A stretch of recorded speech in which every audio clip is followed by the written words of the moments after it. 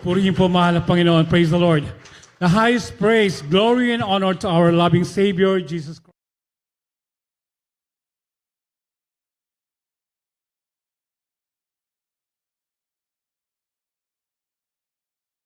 Brethren, webcast viewers and visitors, and all the glory and honor belongs to our dearest Jesus. Amen. Praise the Lord po. Good afternoon to everyone, and I'd like to welcome as well our brethren from Arizona. Welcome po sa LA.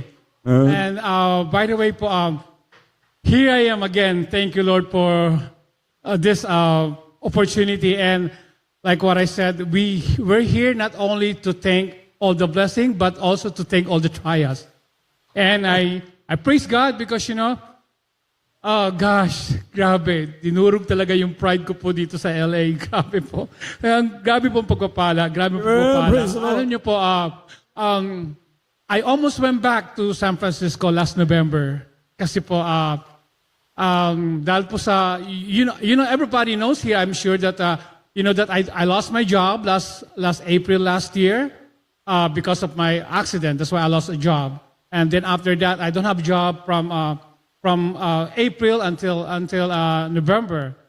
And I have a lot of offer in San Francisco. They even offered me to go back there, and I have a place to live and ready to work the following day as soon as I go back to San Francisco. Then me and my brother were talking like, oh, what are we going to do? So do we need to go back home? Do we need to go back to San Francisco or what? So, dadalawang isip po ako talagang, sabi ko, Lord, when I was in San Francisco, you gave me everything. Everything I want. Everything I want. I don't need to ask anymore. But I'm happy that I've been blessed. Everything, from money, cars, and everything. I got everything in San Francisco. But now, I prove it to you, Lord, that I can turn my back away for all those material things because I just want to serve you. That's why I'm here. Hallelujah.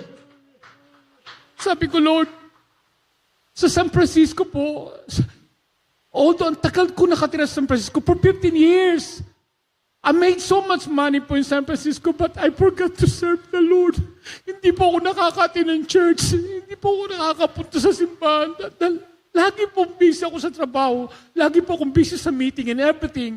Sabi ko, Lord, kung ano pong kalooban mo, bahala ka po sa amin. Ngayon po, dito nga po ako ngayon, kaya from November po, naghahanap ng pula akong trabaho. Dahil sabi po na, my lawyer told me, you can go back to work now if you want to go back to work because that time that he don't allow me to go back to work because of my health issue. That's why he don't allow me to go back to work.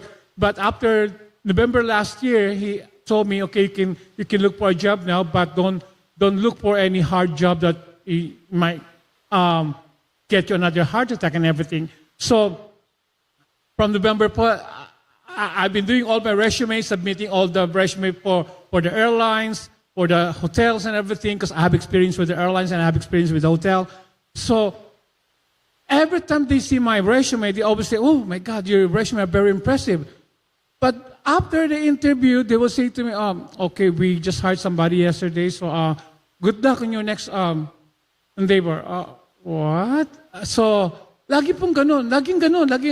Every time ako magsabi ng resume, laging nahahari sila ng bago and everything. And ito nga po, just last month po, sabi ko, Lord, I really need to get a job. Kasi, ang tagal ko na po walang trabaho. Wala din pong trabaho si kuya ko. So, paano kami kukuha ng pambayad ng bahay namin and everything po? Kaya sabi ko, I need to get a job.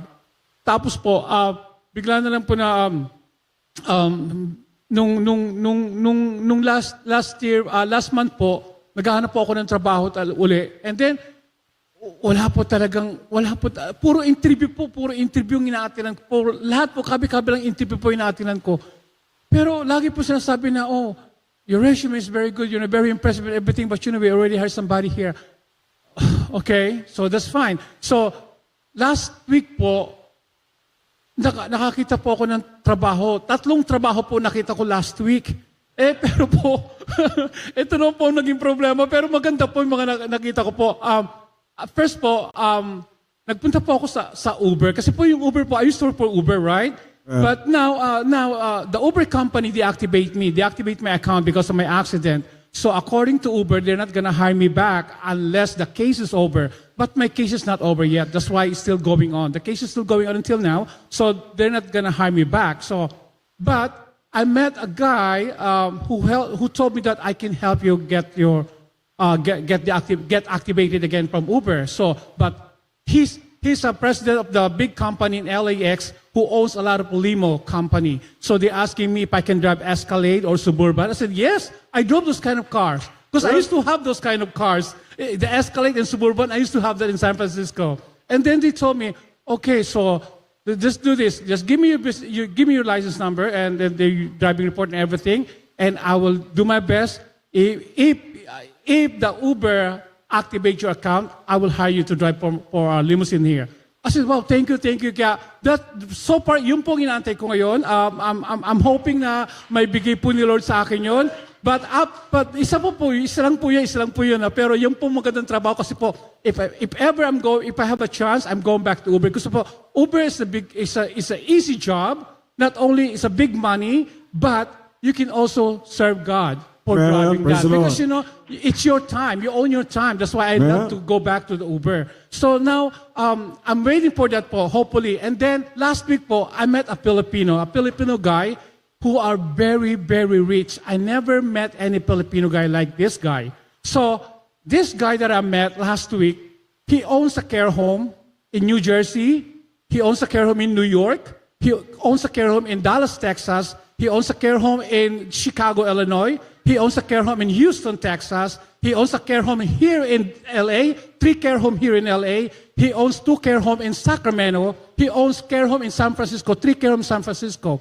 So he talked to me and he said to me, okay, so I gave him a resume and he said to me, wow, your resume are very impressive. So I think I want to hire you. And then he said, okay, so what do you want me to do with your company? He said, okay, I think you can be a good marketing director. I said, that's my job also in San Francisco. I'm also a marketing director in San Francisco. So he said, okay, this is what I want you to do. You're going to market our business and company, and this is what you're going to do.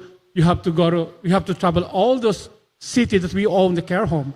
I said, oh, wow. Sabi ko, wow, travel ulit. Sabi ko, I'm happy, excited po talaga ako. Ngayon sabi ko, wow, sige. Sabi ko, okay, but how much do you pay? Sabi ko sa kanya. Sabi niya sa akin, okay, how much your price? So I told him how much I made in San Francisco, how much I make as a manager in San Francisco. And then he told me, oh, you make $120,000 a year? Okay, what about this? If you start with me, I'll pay you $75,000 a year for the first 3 months.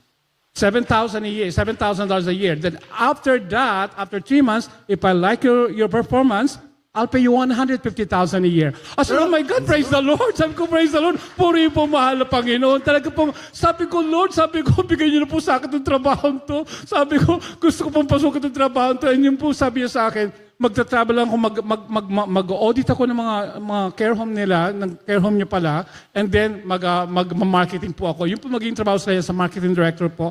But after that, tinawagan po niya ako ng isang araw, sabi niya, JC, I just want you to know, we might start this month. Kasi po, ang gusto niya siya mag-training sa akin ng personal, yung pong may-ari mismo. Yung may-ari, mag-asawa po sila, isa lang po anak nila. Tapos sila lang po tatlo nagpapatakbo ng business nila. Ngayon gusto po niya, ako na po hawak ng buong business ng mga ako na po maghahawak nun. Ngayon sabi, ito po naging problema ngayon po. Ang sabi niya sa akin, you have to work 7 days. Sabi ko, wow, sabi ko, Lord, ano po trial is this? Sabi ko, Lord, napakagandang trabaho to. Bakit? Sabi ko, Lord, kailangan ko kahit malang Sunday maka-attend ako sa church. Sabi ko, alam niyo po, everyday gumigising po ako 3 o'clock in the morning. I pray to God. Sabi ko, Lord, please, I want to continue to serve you. Sabi ko, Lord, gusto ko maka-attend kasi dito po. Nakaka-attend ako lagi dito sa LA. Sa San Francisco po talaga hindi po ako maka-attend. Sabi ko, Lord, gusto ko po ng trabaho na makaka-attend po ako sa inyo, Lord. Ngayon po sabi ko doon sa may-ari, can I have a day off, even just 1 day? Sabi ko, kahit just 1 day. Sabi niya, no, because this kind of job is 7 days. Sabi ko, my God. Sabi ko, oh, my God. Tapos sabi niya, okay, better tell me now, because or else I can hire somebody. Sabi ko, my God, kung papakawalan ko, sabi ko, malaking pera yung mawawala po. Pero sabi ko naman, bahala ka po, Lord, kung hindi para sa akin to. Hindi para sa akin to. Sabi ko, bahala ka na po, Lord.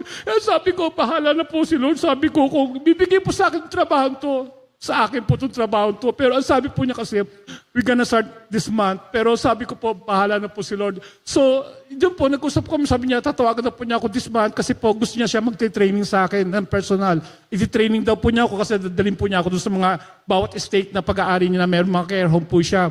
Tapos ngayon po, habang nandun, nung nag-usap na po kami, papunta po ako dito sa church nung last Friday overnight. May nakita po ako sa FB ko na may mga nag-hire ng mga driver sa Torrance. Dito lang po, it's only 12 minutes away from here, from this church. So, pinuntahan ko po, yun pala, isa taxi cab, yellow cab taxi. So, when I went there, nakita ko po kung gaano kalaki yung yellow cab. Hindi lang po pala yellow cab taxi. Andun po yung Fiesta taxi, Access and everything. And then they hire people who can drive for Access bus to drive for those disabled person and everything. At ang laki din po ng sweldo. You can make up to $2,000 a week. Sabi ko, wow, sabi ko, Lord, sabi ko kahit ito na maging trabaho ko, at least $2,000 a week, sabi ko, masaya-masaya na ako dyan. At alam po nyo, ang maganda po dito sa trabaho ito, sabi po sa akin nung manager, not only you can make up to $2,000 a week here, but you can take the car with you. So, oh my God, sabi ko, so magkakaroon ako ng sasakyan, hindi na ako kailangan magpa-drive kay Kuya o drive ko yung sasakyan ni Kuya. So, thank God, sabi ko, totoo ko, kailan ko pwedeng i-drive yung kotse? Sabi ko sa kanila, soon as mag-sign ka ng contract and then ma-approve yung fingerprint, everything, then you can take the car with you. Take it home with you. And as long as you can drive, you can have the car. Sabi ko, wow, sabi ko, Lord, thank you. Sabi ko, maraming po salamat talaga. Alam po nyo, hindi na po ako nagdalawang isip po. Tinanggap ko na po yung trabaho. Kaya po last Friday po, nagpa-background check po ako noong last Friday. Tomorrow po, mag-fingerprint po ako. So hopefully po, makapag-start na po ako this week ng trabaho. Kaya puri po talaga mahal na Panginoon. Alam po nyo, pag talaga po nagtiwala sa mahal na Panginoon, hindi po tayo mag-aalala sa ating mga pang-araw-araw na pangangailangan. Alam po nyo, mula po noong April last year, wala po akong trabaho. Hindi ko po alam saan kukuha ng pambabayad ng bahay. Pero totoo po, mahal na Panginoon. Siya po ang gumagawa ng paraan. Lahat po ng pangangailangan natin, ibinibigay po ng mahal na Panginoon. Alam po nyo, ito po sa pong patutoto, ang pera ko po sa bangko, $2 lang po. Hindi po ako sabihin po yan. Alam po nyo, $2 araw-araw po, nagpipray ako sa mahal na Panginoon. Kailan po magiging $3 ito? O magiging $4 man lang to?